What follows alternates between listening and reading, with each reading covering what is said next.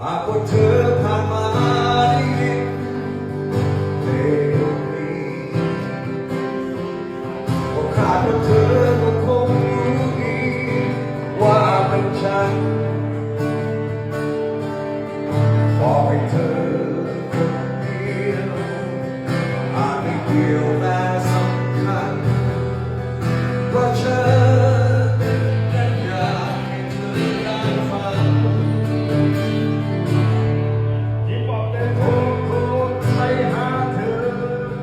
เรื่อยเหนื่อยก็ยอมแต่ใจชอบเธอไม่เบา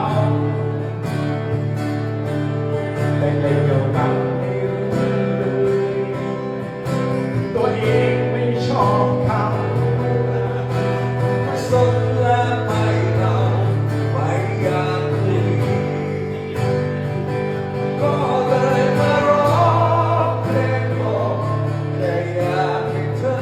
นั้นเข้าใจในสิ่งที่ฉันทำลงไป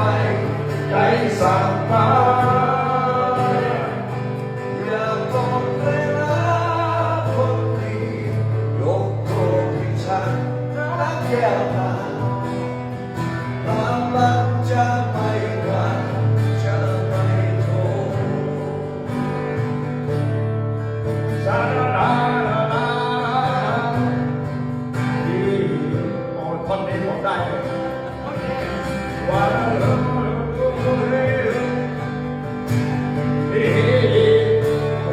มันมากคน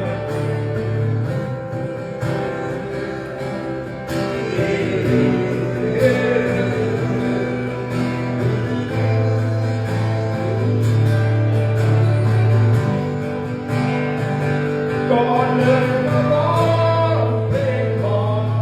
แต่อยากให้เธอนั้นเข้าใจไอ้สิ่งที่ฉันทำลงไปใจสั่งมาอย่าบอกเลยนะคนดียกโทษให้ฉันรักแก้วตา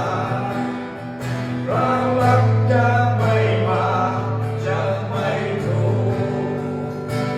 โอ้โหน้องตีแกร่งแท้สุดท้าย ที่ไหนหัวใจ